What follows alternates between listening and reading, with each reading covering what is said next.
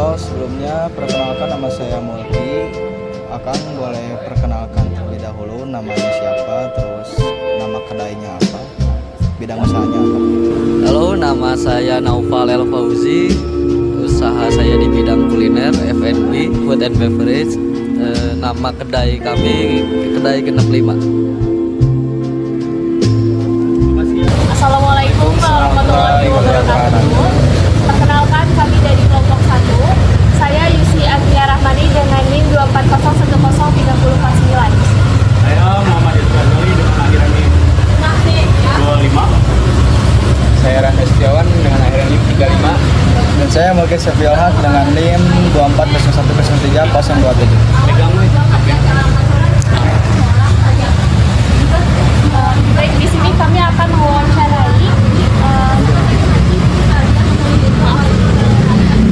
Baik, di sini kami akan mewawancarai kedai yang kebetulan baru buka banget nih. Ada kedainya, kedai Genep 5. Iya, betul banget. Baik, langsung aja ke wawancara yang akan ditanyakan oleh saudara Mulki. Baik Pak, mungkin di sini kita mau tahu awal mula Akang memiliki ide membuat kedai ini hingga saat ini, dan bagaimana sih strategi berdagangnya itu? Cerita awal mulanya kita dari sekumpulan anak muda setempat, sebenarnya wilayah teman lama.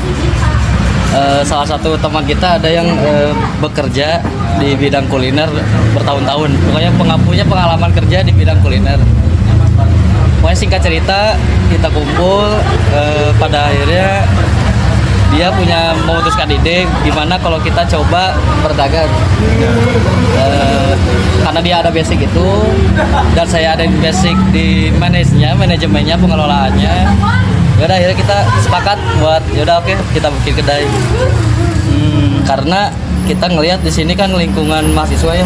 Ya benar. Dekat kampus UIN, dekat kampus UMB, dan ke beberapa kampus lah.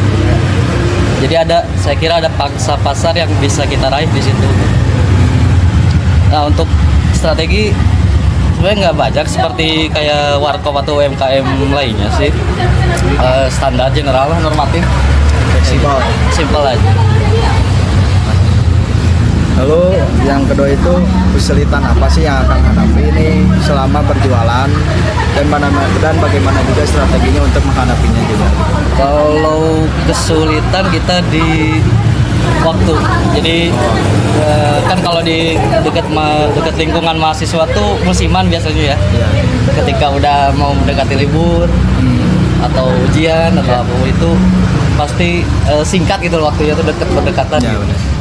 Kesulitannya itu sama ya, menentukan harga jual itu agak sulit sih.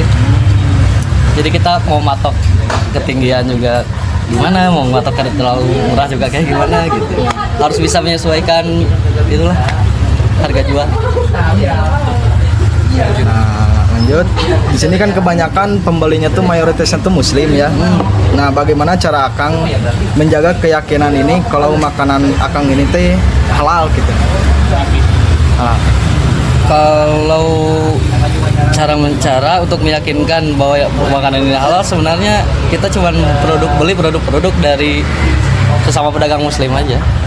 Sebenarnya itu aja sih, nggak, soalnya kita belum sampai bisa buat bikin standar ke MUI ini ya, soalnya masih jauh nih langkahnya. Kalau UMKM itu kan agak lumayan gitu, prosesnya birokrasi buat nyampe ke keadilan, punya standar halal MUI itu kan lumayan ya. sistem gaji gitu ya, kayak keadilan ke pegawainya berapa, terus kakaknya berapa, biar tidak rugi sama rugi gitu, atau sama ya. Strateginya gimana? Kalau strategi untuk soal honor nanti gaji ya, sistem upah kita pakai set profit. Karena jadi kita setiap beres closing, beres pembukuan, kita kan ada grup WhatsApp. Dari situ kita terbuka aja hasil hari ini berapa. Jadi semua juga bisa ikut lihat gitu. Jadi semua juga punya tanggung jawab sama, transparansi. Semua punya tanggung jawab sama buat gimana caranya kita naikin omset, gimana caranya kita naikin penghasilan per hari.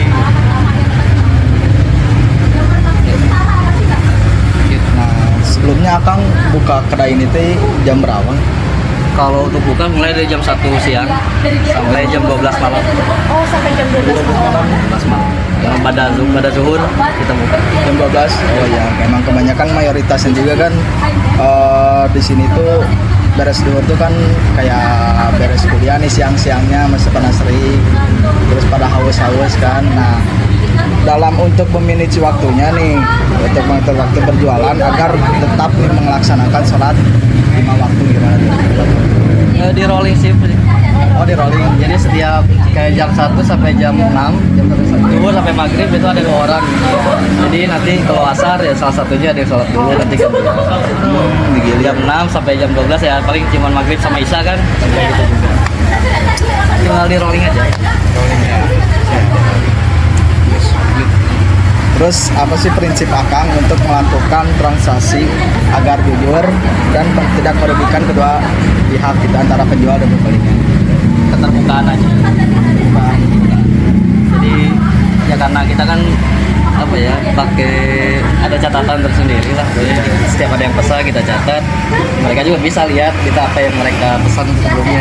Jadi kan menu juga terpampang ya.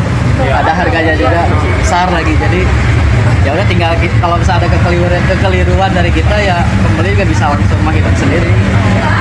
Takutnya ada kekeliruan gitu. Kayak gitu. Yang terakhir Kang nih, apa harapan atau visi Akang ke depan untuk terkait pengembangan usaha di kedai Akang?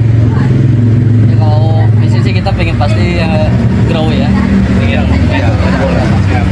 Karena kalau visi sih pengennya banyak kedai yang punya konsep idealis ya aja sih.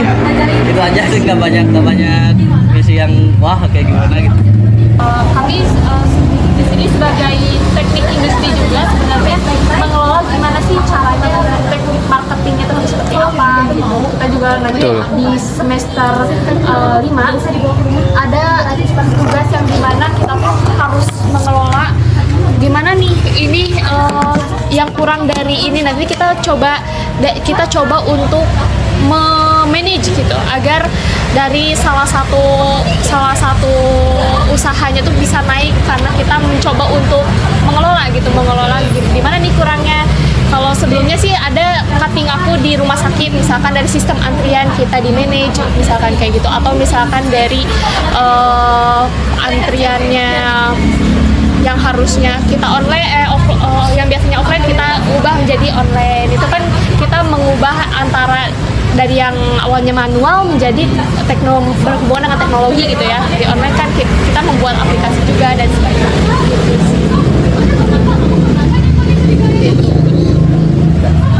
Akang juga kebetulan aktif di ini ya, di TikTok juga barusan bilang ya? Nggak, itu TikTok Beda kan, beda usaha. Beda usaha. Kalau kedai di Instagram, ini baru Instagram aja. Oh, baru Instagram aja. Soalnya keterbatasan SDM. Oh, Masih semuanya satu dipegang beberapa kerjaan nih, handle Iya. semua orang. Kayak saya kan sambil nge-handle pembukuan iya, nge-handle sosmednya iya. harus ada manajer juga berarti ya yang ngelola. Belum sampai ke sana. Gak apa-apa, masih merintis. Berarti usaha baru mulai berapa? Sekitar 3 minggu? 3 mingguan. 3 mingguan? Ya. Baru mulai usaha? Baru. 31 Oktober itu. 31 Oktober. Oh iya. Semoga rame ya. Alhamdulillah sih. Sampai Semoga jalan dari Instagram bisa narik para Pasti lah. Iya. Amin. Apalagi kan ini juga depan kosan, belakang kosan. Itu saja yang dapat kami wawancara kepada kakaknya. Terima kasih kakak, mohon Terima kasih. maaf ya. Terima kasih ya. Semoga bisnisnya lancar.